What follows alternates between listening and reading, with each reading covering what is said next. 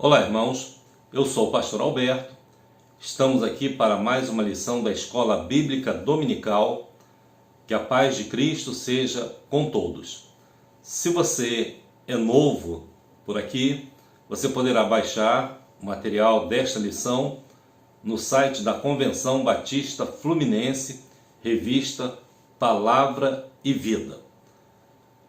Hoje nós vamos entrar em mais um estudo da lição número 7, cujo tema é comunhão que resiste ao distanciamento. É um tema bastante interessante, empolgante. Eu acredito que você vai gostar muito da lição de hoje. E o texto bíblico, ele está em Efésios capítulo 4, versículos de 4 a 6. Então vamos a este texto. Espero que você esteja com a sua Bíblia e a sua revista virtual para que nós possamos fazer esse estudo juntos. Você está preparado? Então vamos a mais este estudo da Palavra de Deus. Efésios capítulo 4, versículos de 4 a 6. E esse texto diz o seguinte: há um só corpo e um só Espírito, como também fostes chamados em uma só esperança da vossa vocação, e um só Senhor, uma só fé, um só batismo, um só Deus e Pai de todos, o qual é sobre todos, e por todos e em todos vós. Esse texto ele vai falar sobre a unidade. A igreja não é apenas uma reunião de pessoas, ela é muito mais do que isto.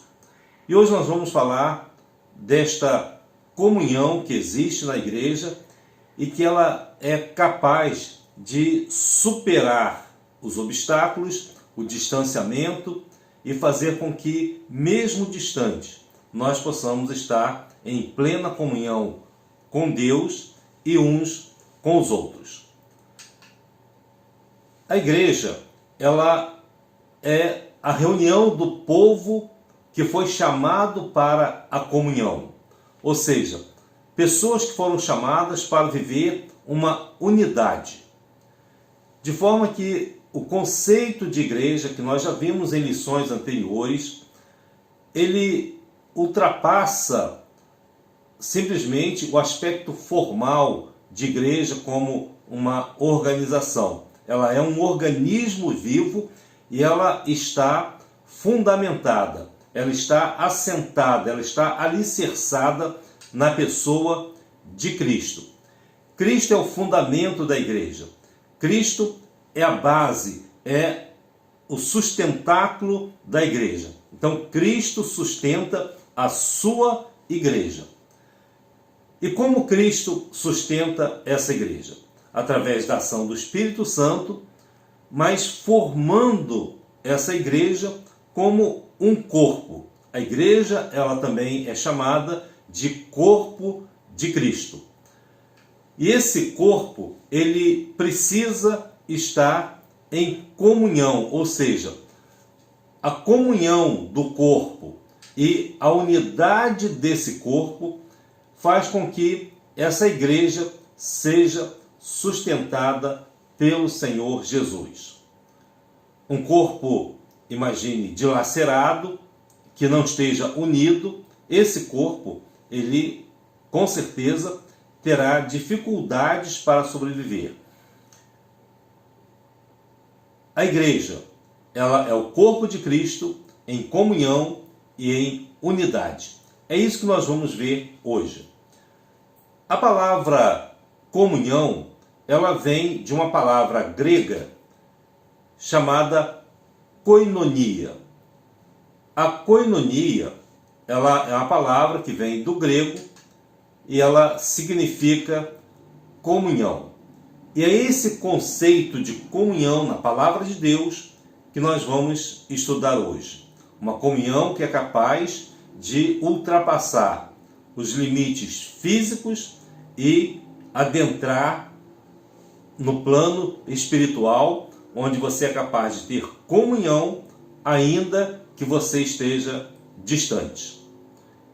É interessante esse conceito de comunhão, porque a comunhão, ela tem o sentido de algo comum a todas as pessoas. Como diz a palavra, comunhão é como se fosse uma união comum. E essa comunhão, ela tem o sentido, por exemplo, de participação. Você pode participar desta comunhão, ainda que você esteja longe. Você pode participar de diversas formas, de diversas maneiras. Essa comunhão também tem o sentido de companheirismo, ou seja, você está sempre atento às necessidades, às variações, às preocupações de outras pessoas para poder estar ao lado dela. É o que nós chamamos de empatia, onde você está sempre preocupado com o bem-estar do seu próximo. Também, essa comunhão, ela é um compartilhamento, tanto nas questões das necessidades físicas, quanto também das questões emocionais, espirituais, sociais, familiares, onde você estará também sempre atento a compartilhar um pouco daquilo que você tem com as outras pessoas. E nesse sentido, nós temos o aspecto da contribuição com o próximo e com Deus. Esses são os sentidos da comunhão. E quando você participa, quando você tem companheirismo, quando você compartilha, quando você contribui com o próximo e com Deus, você vai ver que esse aspecto é o aspecto da comunhão do ponto de vista bíblico. Não é uma comunhão do ponto de vista social, nem do ponto de vista filosófico ou pessoal. Ela é uma comunhão do ponto de vista de Deus, do ponto de vista bíblico.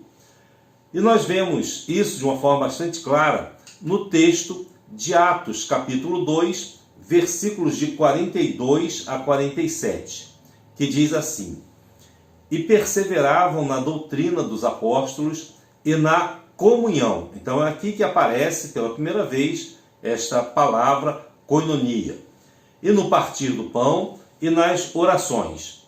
E em toda a alma havia temor, e muitas maravilhas e sinais se faziam pelos apóstolos. E todos os que criam estavam juntos e tinham tudo em comum. E vendiam as suas propriedades e bens, e repartiam com todos segundo cada um havia de mister.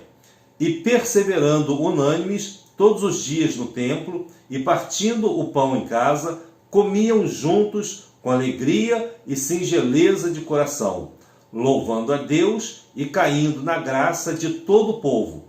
E todos os dias acrescentava o Senhor à igreja aqueles que se iam sendo salvos. Observe que esta comunhão, ela aparece nesse texto, mostrando que o início da igreja foi um início onde todos estavam juntos, todos estavam unidos. E essa comunhão, ela era tão forte que quando a igreja foi perseguida, e à medida em que as pessoas iam sendo dispersas, ficando longe umas das outras, eles continuaram pregando a palavra de Deus, e a Bíblia diz que à medida em que o povo se espalhava, à medida em que eles eram sendo perseguidos, iam sendo isolados uns dos outros, cada um continuava pregando a palavra de Deus, fazendo com que outras vidas pudessem ser salvas. Essa comunhão é a verdadeira comunhão, é aquela que resiste ao isolamento, resiste às perseguições. Não é simplesmente uma reunião social, ela é um envolvimento de almas, é um ligar de corações. Então nós vamos hoje estudar esse aspecto da comunhão bíblica. Nós sabemos que a igreja é de Cristo. A igreja não é do pastor, a igreja não é de A, de B ou de C. A igreja não é da denominação, a igreja, ela pertence a Cristo. A igreja de Cristo, né, ela é de Cristo porque ela está reunida por Ele, ou seja, ela se reúne por Cristo. Quando ela se reúne, ela também o faz para o louvor e para a glória dele. Quando ela serve a Ele. E quando ela está ligada somente nele. Por isso a igreja é de Cristo. E ainda que nós não possamos estar reunidos fisicamente, juntos, nós, onde estivermos, ainda que seja nas nossas casas, estamos reunidos por Ele, para o louvor e glória dele, para servir a Ele, porque estamos ligados somente a Ele. Isso é o que nós chamamos de comunhão. Há alguns conceitos sociológicos, sociais, de comunhão. Por exemplo, o que não é comunhão? Comunhão não é você, por exemplo, fazer periodicamente ou constantemente churrascos chamando pessoas para estar ali. Essas reuniões sociais, embora sejam boas, sejam agradáveis, não é o que nós podemos chamar de comunhão. É uma confraternização, é uma forma de estar junto das pessoas, mas isso não é necessariamente comunhão. O fato de você estar junto com muitas pessoas não quer dizer que você esteja em comunhão com essas pessoas. Você pode estar no churrasco e de repente surgir uma discussão, uma briga, um desentendimento. Comunhão também não é, por exemplo, você fazer uma comemoração de aniversário, chamar toda a família, se confraternizar novamente, fazer um bolo, homenagear uma pessoa. Isso também é muito bom, é muito importante e aconselho você sempre a fazer essas coisas. Mas você não pode confundir a comemoração de um aniversário como sendo um ato, né, de comunhão espiritual. A comunhão ela vai além disso. Esses aspectos podem estar até presentes na comunhão, mas não são necessariamente a comunhão bíblica. Você pode estar realizando festas, pode estar realizando eventos. Tudo isso, né, é muito importante, é muito bom. Não estou dizendo para você deixar de fazer essas coisas. Pelo contrário, é importante realizá-las. Só que você não deve confundir essas atividades como sendo uma atividade de comunhão. O que é, então, a comunhão? O que significa essa comunhão na Bíblia? A comunhão na Bíblia, ela é algo que vai além dessas expectativas terrenas, sociais, materiais. Na carta de Paulo aos Efésios, ele mostra que comunhão é algo divino, é algo sagrado, é um dom de Deus. Então, naquele primeiro texto que nós lemos, ele diz que nós somos um em Deus, em Cristo, estamos unidos uns com os outros. Isso vem de Deus. A comunhão é algo que realmente vem de Deus, é um dom de Deus, é algo sagrado. E essa comunhão, ela se fortalece na medida em que nós nos relacionamos com os outros, fortalecendo os laços de amor. Não é simplesmente algo social. É algo onde você está envolvido plenamente, de corpo e alma, com a outra pessoa. Então a verdadeira comunhão, a comunhão na Bíblia, ela fortalece cada vez mais esses laços de amor. E mesmo quando você não está próximo da pessoa, você ainda está em comunhão com ela, porque você sabe que o seu coração, a sua alma está envolvido com essa ou com essas pessoas. E você vai perceber também que é possível estarmos em comunhão mesmo afastados. Isso mesmo, ainda que estejamos longe, ainda que estejamos distantes, quando amamos as pessoas, quando estamos preocupados com elas, mesmo não estando próximos ou convivendo diretamente com essas pessoas, você pode estar em comunhão com essas pessoas ou com essa pessoa. Por quê? A comunhão, ela faz parte da nossa vida, de forma que a comunhão, ela é vital para todos nós. Precisamos viver em comunhão. E quando a Bíblia estabelece essa comunhão, ela está fazendo a diferença desse relacionamento com o próximo do individualismo. Então vamos ver a diferença daquilo que a comunhão realiza e o individualismo realiza. A comunhão, por exemplo, ela nos une em amor. Você está próximo da pessoa, ainda que esteja distante. O individualismo, pelo contrário, leva ao abandono. Você pode estar perto, mas está longe. Ou seja, se você é individualista, você pode estar próximo, colado, vivendo junto com a pessoa, mas está abandonando-a. E a comunhão, você pode estar longe, mas você ama, se preocupa e demonstra esse amor à pessoa, ainda que ela esteja longe. A comunhão também, ela é uma relação de amizade, ao passo que o individualismo é uma relação de indiferença. Você não liga para a pessoa. A comunhão, ela traz o companheirismo, ao passo que o individualismo traz o afastamento. A comunhão traz a solidariedade e o individualismo traz o egoísmo. São coisas totalmente diferentes. É muito importante que você pratique e viva essa comunhão, porque ela é vital para as nossas vidas. Ela é vital para todos nós.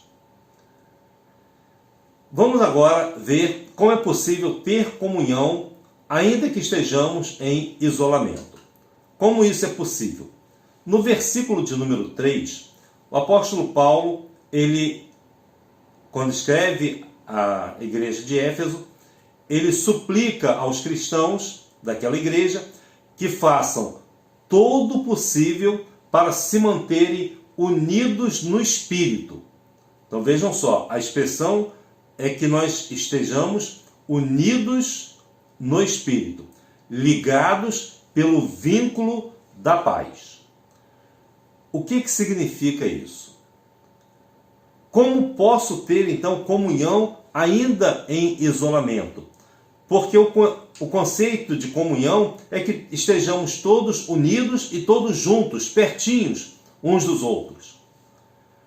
Mas ainda que você esteja de mãos dadas, unido, pertinho do outro, você pode estar vivendo o seu individualismo. Não há uma preocupação com aquela pessoa que está ao seu lado. Ao passo que na comunhão, você quer realmente estar próximo, mas ainda que você esteja longe, ainda que você esteja distante, você sabe que o Espírito Santo de Deus, ele está atuando na sua vida.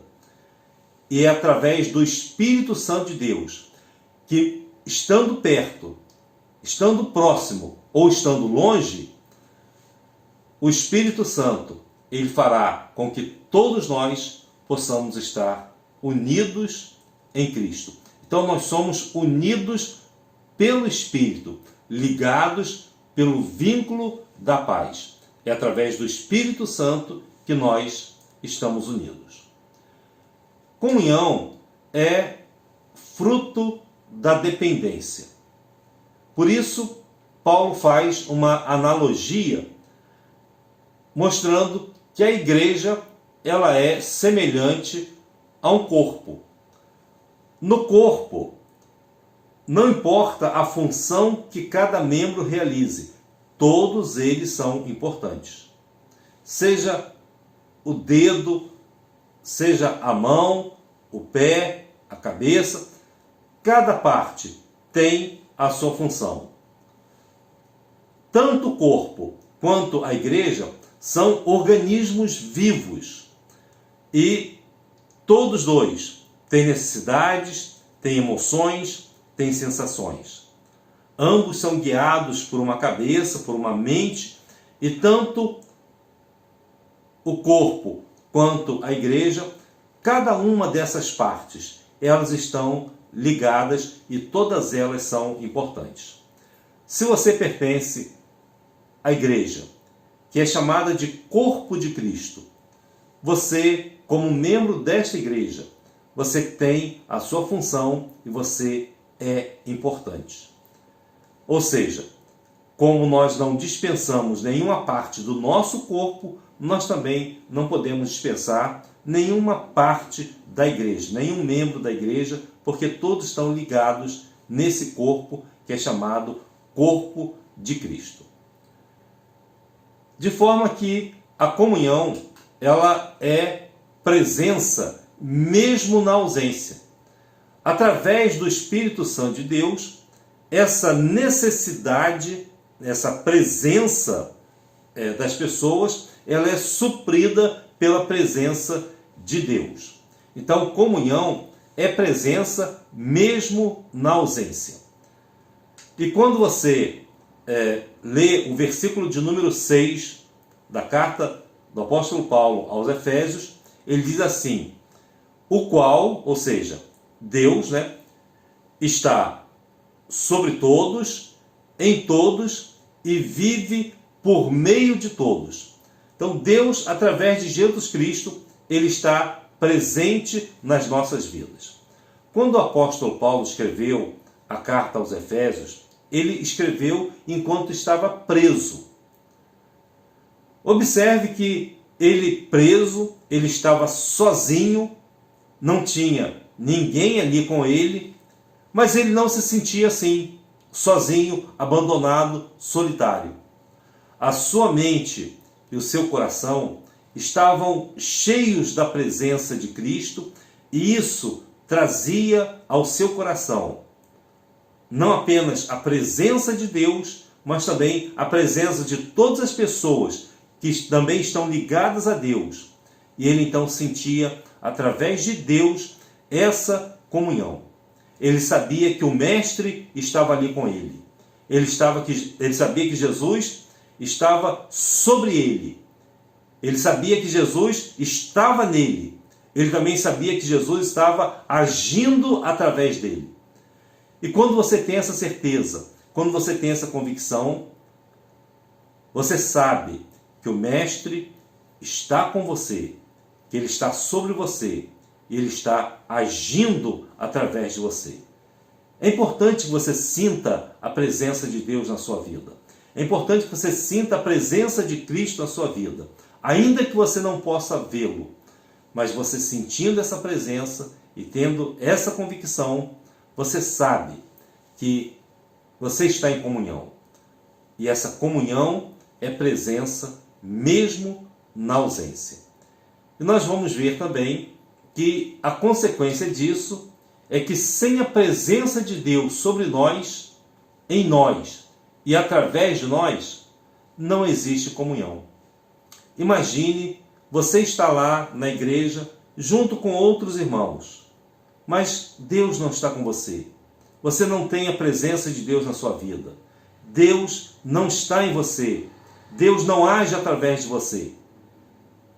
Ainda que você esteja numa igreja, filiado a uma igreja, ou tenha o seu nome no rol de membros de dezenas de igrejas, você não vai ter comunhão.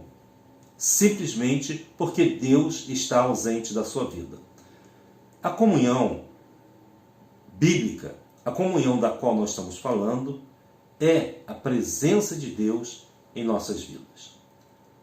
Por isso, na primeira carta do apóstolo João, no capítulo 1, versículo 3, ele diz assim: o que vimos e ouvimos, isso vos anunciamos, para que também tenhais comunhão conosco.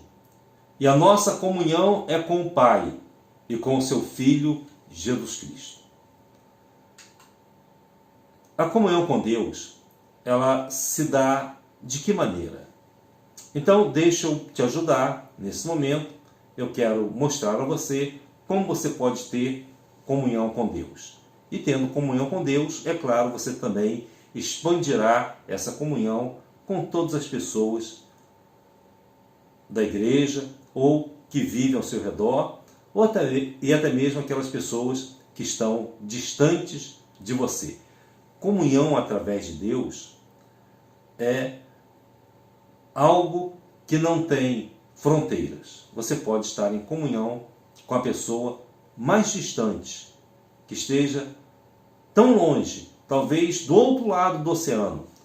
Você ainda assim terá comunhão com ela através de Deus. Como eu posso ter comunhão com Deus? Tenho comunhão com Deus, primeiro, através da oração.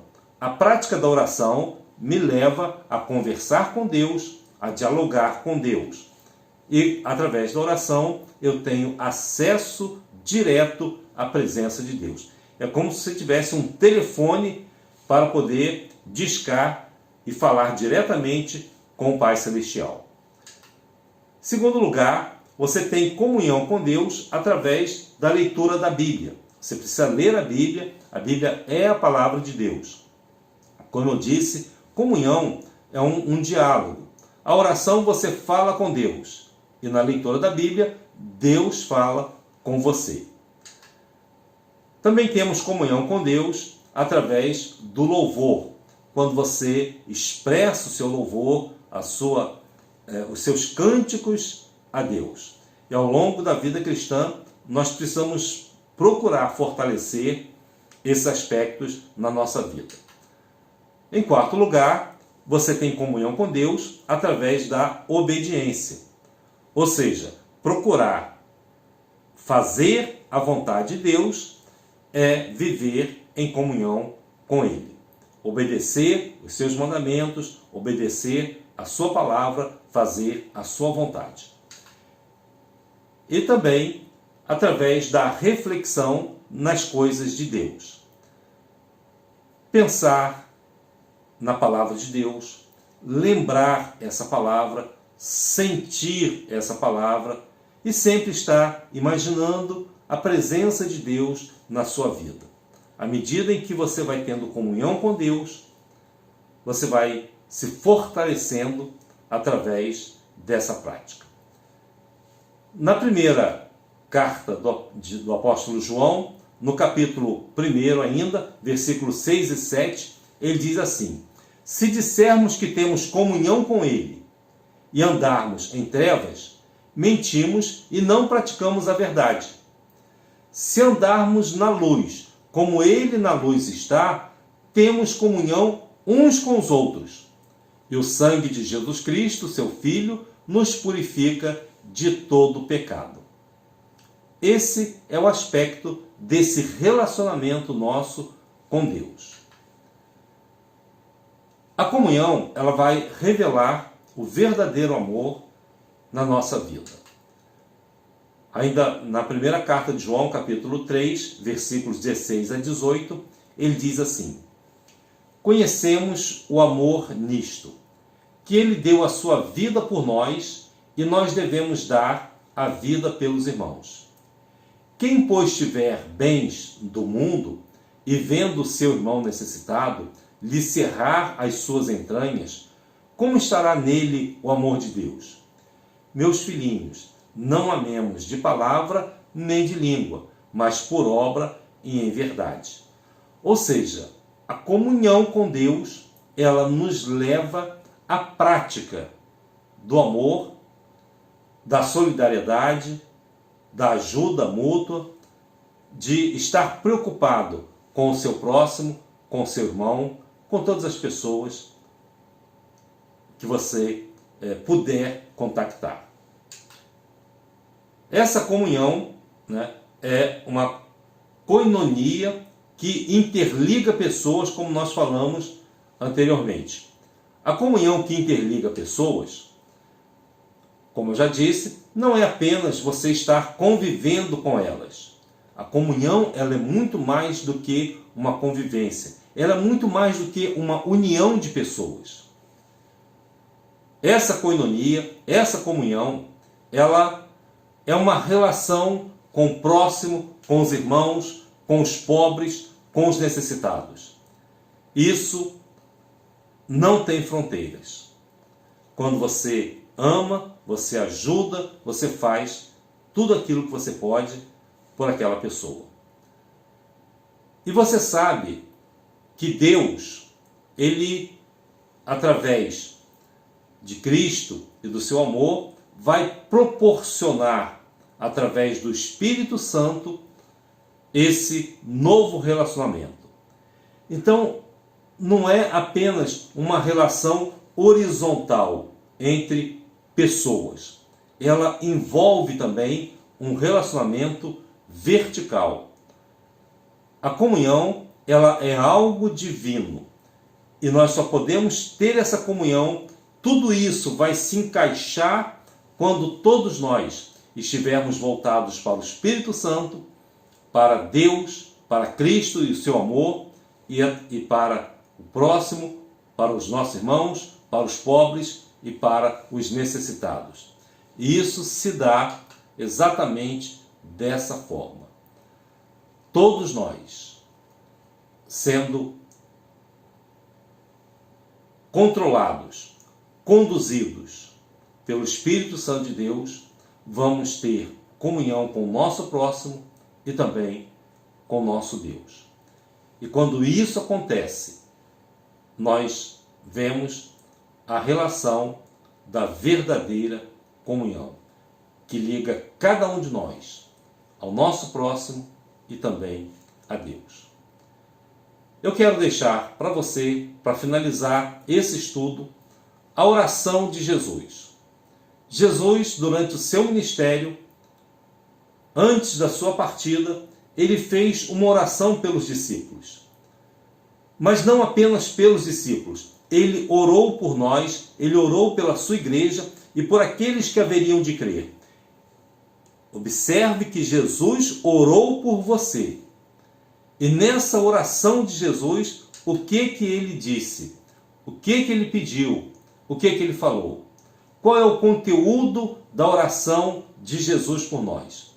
Então, se você não sabia que Jesus orou por você, eu quero te mostrar essa oração agora. Em João, capítulo 17, versículos de 20 até o 23.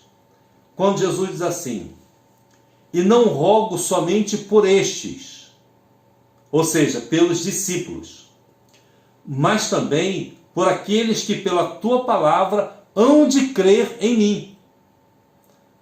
Se você creu em Jesus, se você recebeu Jesus como Salvador, veja, Jesus orou por você.